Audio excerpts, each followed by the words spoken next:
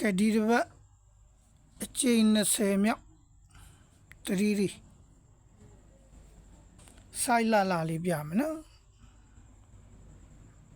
ဆိုင်လာလေးပြမယ်ပေါက်တာမပေါက်တာတော့ခင်ဗျားတို့ကံကြမ္မာနဲ့ဆိုင်နေအဲ့မှာကြည့်မယ်နော်ကျွန်တော်တို့ဒီ diamond shape ကိုခါရယ်လေးနောက်ပိတ်ရယ်ခွန်ကားရယ်ငါးထိပ်ရယ်ဒီလေးလုံး diamond shape ပေါင်း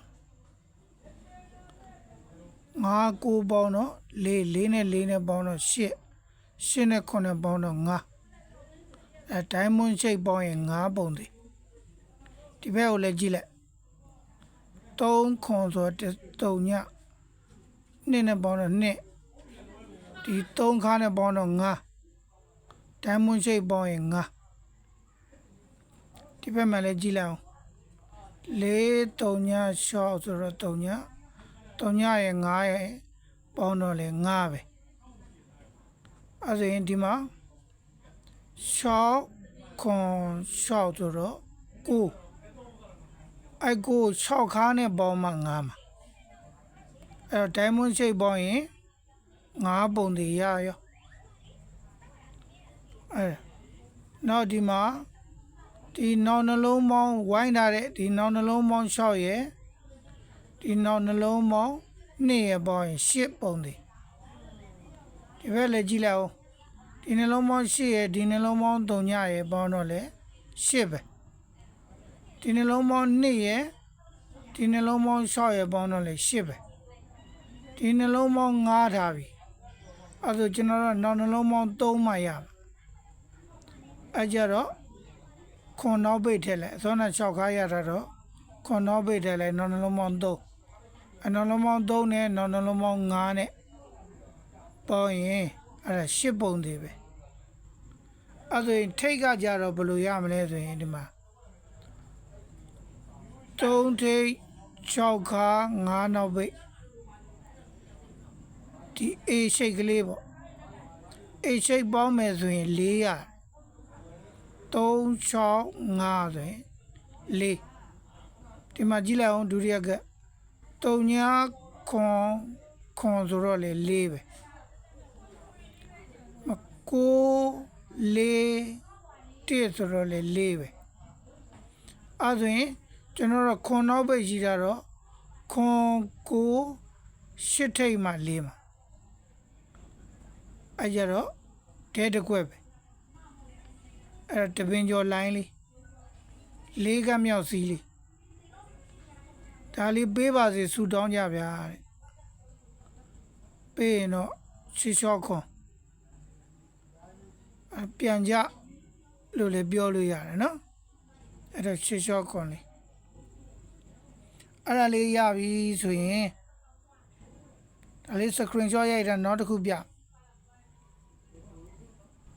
နောက်တစ်ခုကသူကခုနှစ်လိုက်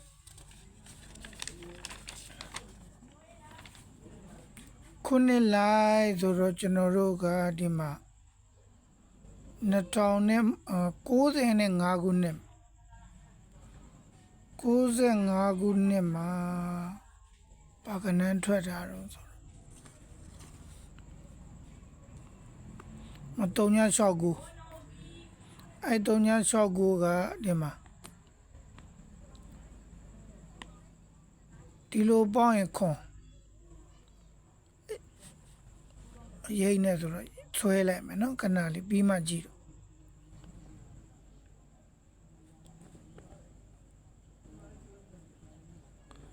တင်းနဲ့6နဲ့ပေါင်းရင်ခွန်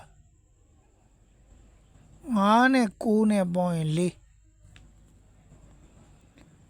ဒီလိုခွန်ဒီလို4ရပုံသေးဒီ9နောက်ပိတ်နဲ့အပေါ်ကတပင်ကျော်2နောက်ပိတ်နဲ့ပေါင်းရင်1အဲ့နှလုံး1ဆိုရင်ဒီရှေ့က3ည1 3ညဆိုတဲ့3လုံးပေါင်းရင်လည်း1ပြန်ပြောမယ်နော်ဒီနှလုံးပေါင်းရင်ခွန်ဒီနှလုံးပေါင်းရင်4 9နဲ့2နဲ့ပေါင်းရင်1မလို့ ရှေ့က3လုံးထိတ်3လုံးပေါင်းရင်1အဲ့တော့3ညထိတ်ရရ3ည69တစ်ပေါက်တည်းနောက်တကဒုတိယကပ်ပြ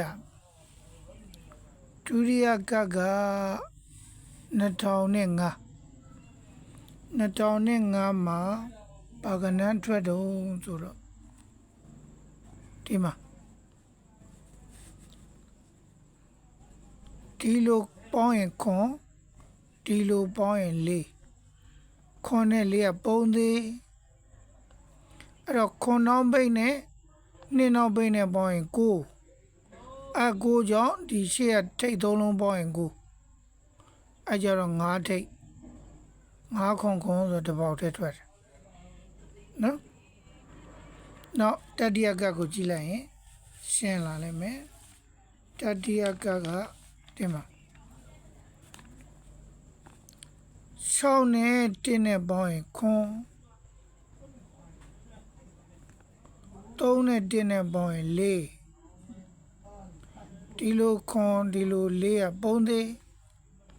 အဲ့တော့1နောက်ပိတ်နဲ့5နောက်ပိတ်နဲ့ပေါင်းရင်6အဲ့6မလို့ဒီထိတ်3လုံးပေါင်းရင်6အဲ့တော့6 6နှစ်ထဲမှာ6ဖြစ်မှာမလို့နှစ်1 1ဆိုတော့တပေါက်တယ်အဲ့ဒါအခုဒီကျွန်တော်တို့ပေါက်ကတ်ကိုရောက်ပြီပေါက်ကတ်ကိုရောက်ပြီဒီရောက်ပြီပေါက်ကတ်ကိုရောက်တော့ဒီလိုခွန်ဒီလိုလေးဆိုတော့ဒီလိုခွန်ဖို့နာဆိုတစ်ခါမှရတစ်ခါမှရှောင်းနဲ့တင်းနဲ့ခွန်ဒီလိုလေးဆိုတော့ကျွန်တော်တို့က9နောက်ပိတ်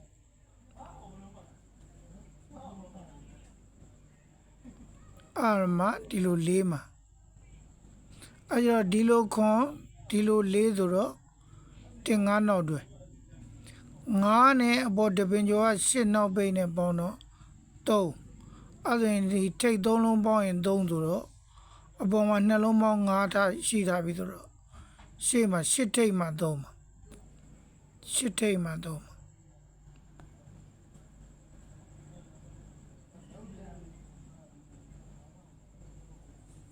လာတယ်နော်